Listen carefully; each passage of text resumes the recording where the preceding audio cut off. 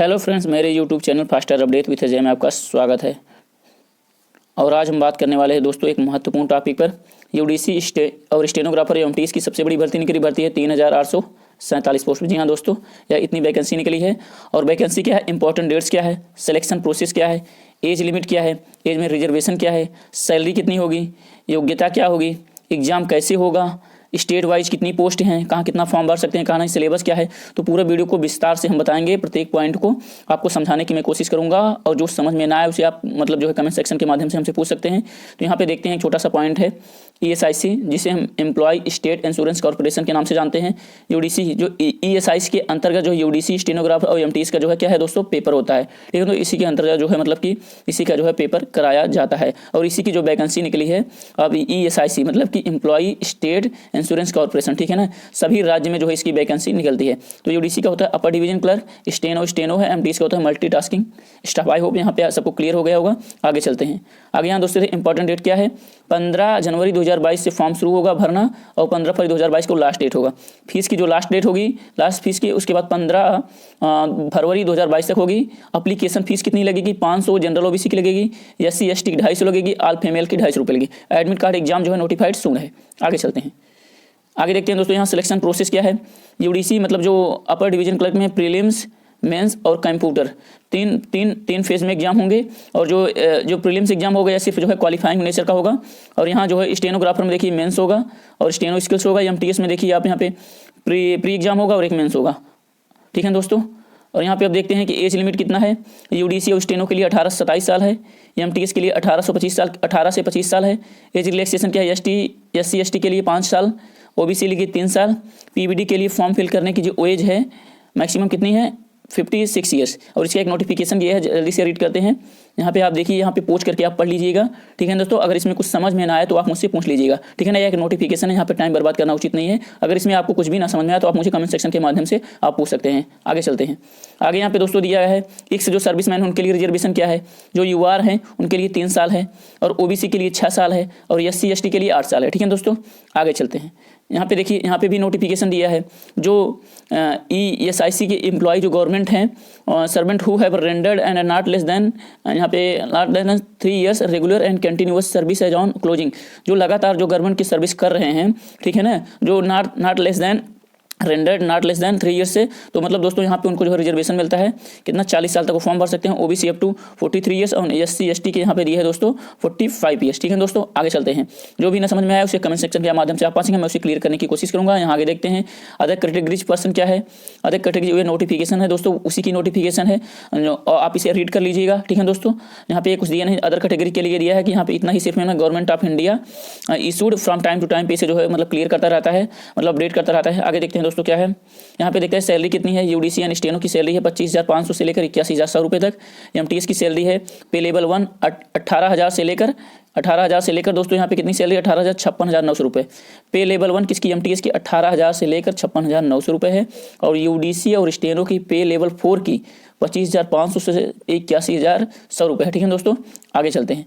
आगे यहाँ देखते हैं एलिजिबिलिटी क्या है, एलिजिबिलिटी क्राइटेरिया क्या है। यूडीसी के लिए bachelor degree in any stream in recognised university, आपका BA हो BCom हो, आपका ग्रेजुएशन होना चाहिए। किसके लिए, यूडीसी के लिए।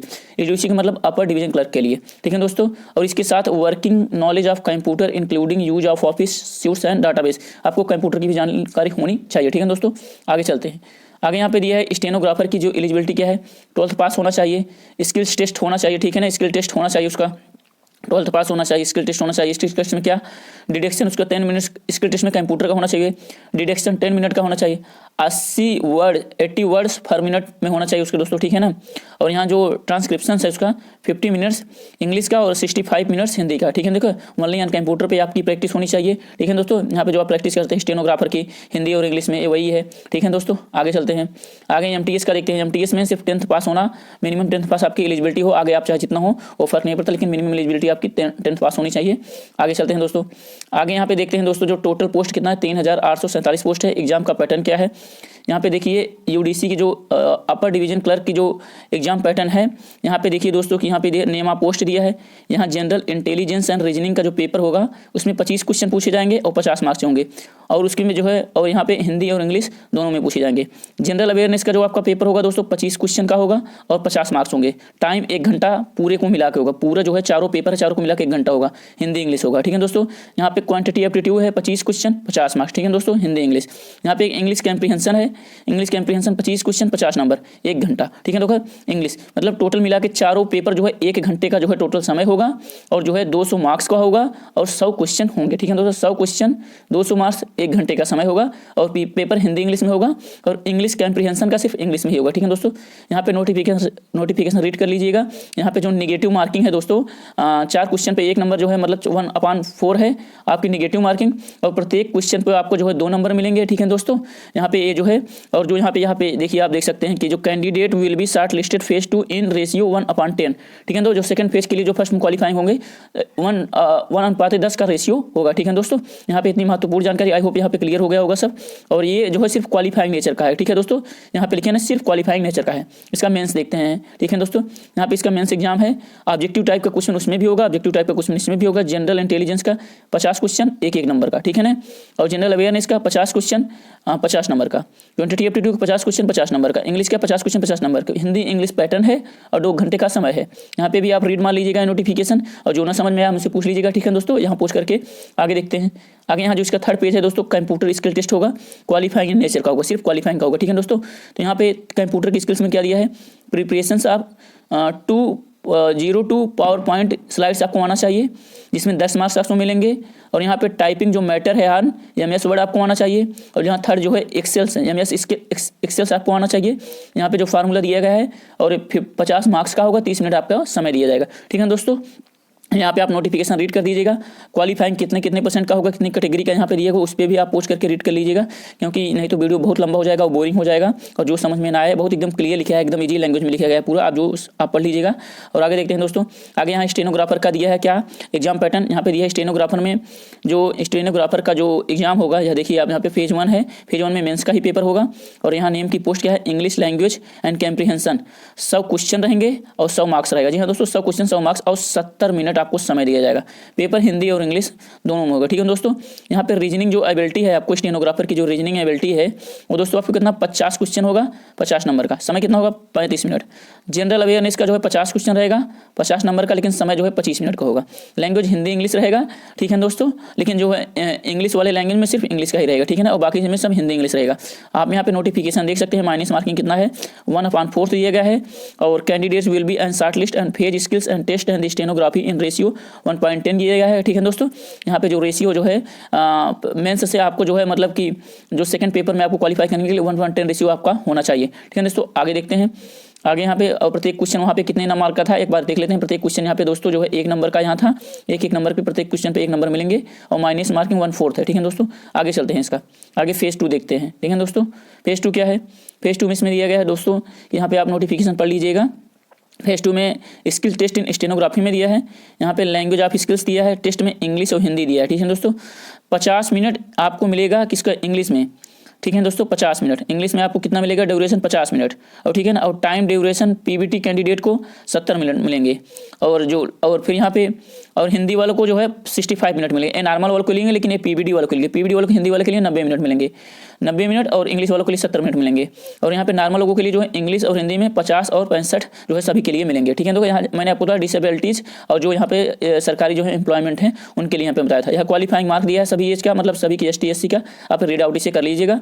आगे चलते हैं, आगे यहाँ दोस्तों देखते हैं जो यहाँ पे मल्टीटास्किंग स्टाफ का जो दिया है, यहाँ पे जो मल्टीटास्किंग स्टाफ का दिया है, यहाँ पे आप देख सकते हैं name of the post objective question सभी में होंगे दोस्तों, आप कंफ्यूज नहीं हुए, ऑब्जेक्टिव क्वेश्चन सभी होंगे। यहाँ पे जो जनरल इंटेलिजेंस है रीजनिंग का 25 क्वेश्चन होगा 50 नंबर का, मतलब एक क्वेश्चन 2 नंबर का।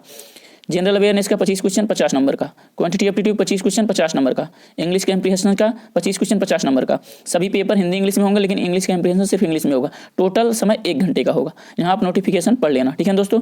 आगे चलते हैं, आगे इसका जो है ए पे देखिए मल्टीटास्किंग का जो है फेज 1 का पेपर है और यहाँ पे फेज 2 इसका है, ठीक है दोस्तों। यहाँ पे इसका फेज 2 है, मेंस एग्जामिनेशन है। ऑब्जेक्टिव क्वेश्चन सभी होंगे। General intelligence and reasoning 50 question 50 number का, जनरल अवेयरनेस 50 क्वेश्चन 50 नंबर का, क्वांटिटेटिव 50 क्वेश्चन 50 नंबर का, इंग्लिश कम्प्रीहेंशन 50 क्वेश्चन 50 नंबर का। समय पूरा 2 घंटे। हिंदी इंग्लिश में पेपर होंगे और इंग्लिश का जो पेपर होगा सिर्फ इंग्लिश में ही होगा। क्वालिफाइंग यहाँ सभी कैटेगरी का दिया गया है, आप यहाँ देख लीजिएगा। यहाँ छोटी सी एक नोटिफिकेशन है और माइनस मार्किंग 1/4 रहेगा इसमें भी और सभी में। देखिए यहाँ पे माइनस मार्किंग 1/4 दिया गया है। 4 क्वेश्चन पे एक नंबर, ठीक है दोस्तों।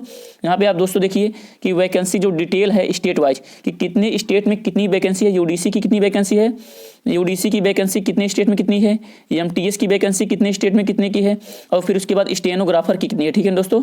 स्टेनोग्राफर की मतलब कि किस स्टेट में कितनी वैकेंसी है, तो यहाँ पूरा डिटेल से देखते हैं। तो यहाँ सबसे पहले दिया है दोस्तों क्या किसकी दी है, यूडीसी का दिया है। यूडीसी के सभी स्टेट में देखते हैं कि यूडीसी की कितनी वैकेंसी है। जी हाँ दोस्तों, ठीक है। तो यहाँ पे आप देखते हैं कि आंध्र प्रदेश में है 7 है, बिहार में 43 है, छत्तीसगढ़ में 17 है, जम्मू एंड कश्मीर में 8 है, हिमाचल प्रदेश में 29 है, कर्नाटका में 199 है, दिल्ली में 235 है, गोवा में 13 है, अहमदाबाद में 36 है, हरियाणा में 96 है, झारखंड में 6 है, उसके बाद यहाँ केरला में 66 है और महाराष्ट्र में 318 है। केरला में 66 है और महाराष्ट्र में 18 है। तो आपको ना समझ में आए तो आप पूछ करके देख लीजिएगा। ये सिर्फ यूडीसी की पोस्टें हैं, जितने स्टेट में है यूडीसी की है, अभी आगे भी है, ठीक है दोस्तों। यहाँ पे आप देखिए यूडीसी की नॉर्थ ईस्ट में 1 पोस्ट है, पुद्दुचेरी में 6 है, राजस्थान में 67 पोस्ट है, तेलंगाना में आप 25 है, उत्तराखंड में 9 है, उड़ीसा में 30 है, पंजाब में 81 है, तमिलनाडु में 150 है, यूपी में 36 है और वेस्ट बंगाल में 13 है। तो अभी दोस्तों ये सभी जितने 28-29 स्टेट हैं सब में सिर्फ यूडीसी की पोस्ट थी, अपर डिवीजन क्लर्क की थी। और ओवरऑल कुल कितना पोस्ट है, 1735 पोस्ट है सिर्फ यूडीसी की सभी स्टेट में, भारत के सभी जितने स्टेट हैं, ठीक है दोस्तों, अप्रॉक्स। ठीक है दोस्तों, आप देखते हैं स्टेनो की कितनी पोस्ट है, ठीक है दोस्तों। यहाँ पे स्टेनो का दिया है, देखिए यहाँ पे स्टेनो है, ठीक है ना, स्टेनो को सभी स्टेट में। आंध्र प्रदेश में 2 है, छत्तीसगढ़ में 3 है, गोवा में 1 है, जम्मू एंड कश्मीर में 1 है, हिमाचल प्रदेश में 0 है, कर्नाटका में 18 है, मध्य प्रदेश में 2 है, नॉर्थ ईस्ट में 0 है, पुद्दुचेरी में 1 है और उसके बाद यहाँ पे देखिए बिहार में 16 है, दिल्ली में 30 है, अहमदाबाद में 6 है, हिमाचल प्रदेश में हरियाणा में 13 है, झारखंड में 0 है, केरला में 4 है, महाराष्ट्र में 18 है, उड़ीसा में 3 है, पंजाब में 2 है, तमिलनाडु में 16 है। ठीक है दोस्तों, आप देखते हैं स्टेनो की आगे जो है और राज्यों में कितनी वैकेंसी है। ठीक है दोस्तों, यहाँ पे आप देखिए मध्य प्रदेश में मैंने बताया 2 है, नॉर्थ ईस्ट में 0 बताया था, पुद्दुचेरी में 1 बताया था, राजस्थान में 15 है, तेलंगाना में 4 है, उत्तराखंड में 1 है, महाराष्ट्र में 18, उड़ीसा में 3, पंजाब में 2, तमिलनाडु में 16, यूपी में 5 और वेस्ट बंगाल में 4। और टोटल कितने हुए 165 पोस्ट जो है एमटीएस के जो है स्टेनो के सभी राज्यों में 165 पोस्ट ही है, मतलब कि सबसे कम स्टेनो का ही है। आगे देखते हैं दोस्तों, यहाँ पे आगे दिया गया है किसका पोस्ट दिया गया है, यहाँ पे आगे पे स्टेनो का ऊपर जो टोटल है दोस्तों यहाँ पे नहीं है, ये जो है एमटीएस का दिया है। एमटीएस का सभी राज्य में, आंध्र प्रदेश में 26 दिया है, दिल्ली में 292, जम्मू कश्मीर में 0, झारखंड में 26, मध्य प्रदेश में 56, उड़ीसा में 41 और उसके बाद यहाँ राजस्थान में 105 और यहाँ यूपी में 119 है। जी हाँ दोस्तों, यहाँ पे 119 है। ठीक है दोस्तों, यहाँ पे 119 है।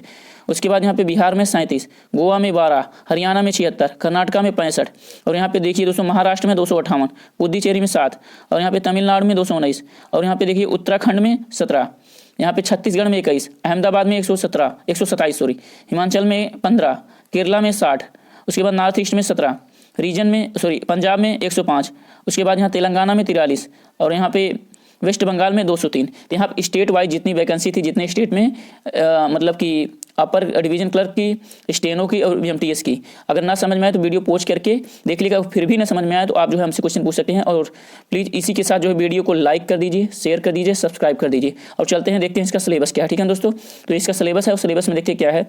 सिलेबस में देखिए जनरल अवेयरनेस में आपने क्या पूछा जाएगा, इंडियन पॉलिटी से रहेगा, इंडियन हिस्ट्री से रहेगा, कंट्री रहेगी, करेंसी रहेगी एंड कैपिटल्स रहेंगे, government schemes, policy, national and international relations, important events, science and technology, Indian geography, Indian constitution, scientific research, art and culture, awards, books, Indian economy and days and events. आगे चलते हैं दोस्तों, देखते हैं reasoning का क्या है। रीजनिंग एबिलिटी का यहाँ पे देखिए एनालॉजीज है, एनालिसिस है, नॉन वर्बल सीरीज है, डिसीजन मेकिंग है, अर्थमेटिकल रीजनिंग है, डिस्क्रिमिनेटिंग ऑब्जर्वेशन है, स्पेस विजुअलाइजेशन है, जजमेंट है, वर्बल एंड फिगर है, क्लासिफिकेशन है, अल्फा न्यूमरिक सीरीज है, ब्लड रिलेशन है, प्रॉब्लम सॉल्विंग है, सिमिलरिटीज एंड डिफरेंसेज है। अब देखिए जैसे जनरल अवेयरनेस का क्या है, इंग्लिश लैंग्वेज का, इंग्लिश में बेसिक इंग्लिश ग्रामर रहेगा, सेंटेंस स्ट्रक्चर रहेगा, उसके बाद यहाँ पे नरेशन दिया है, ठीक है दोस्तों, यहाँ पे ध्यान दीजिएगा, यहाँ पे नरेशन है, नरेशन का मतलब डायरेक्ट इनडायरेक्ट स्पीच, ठीक है दोस्तों। यहाँ एक्टिव पैसिव वॉइस दिया है, आर्टिकल दिया है, स्पेलिंग्स दिया है, पार्ट ऑफ स्पीच दिया है, क्लास टेस्ट दिया है, स्पोर्टिंग एरर दिया है और कॉम्प्रिहेंशन रीडिंग दिया है। और यहाँ पे मैं एक चीज़ लिखना भूल गया, यहाँ पे सिनोनिम्स और एंटोनिम्स रहेगा, ठीक है दोस्तों, सिनोनिम्स और एंटोनिम्स भी रहेगा इंग्लिश में, ठीक है दोस्तों। तो इसी के साथ जो है मेरा वीडियो समाप्त होता है और प्लीज़ मेरे वीडियो को लाइक और सब्सक्राइब कर दीजिएगा। यहाँ पे आप देख सकते हैं, यहाँ लाइक और शेयर कितना प्यार से मैंने लिखा है, और अपने दोस्तों में से शेयर कर दीजिएगा। जय हिंद, जय भारत। आई होप आपको यह वीडियो पसंद आया होगा, तो प्लीज़ मेरे वीडियो को लाइक और सब्सक्राइब कर दीजिएगा।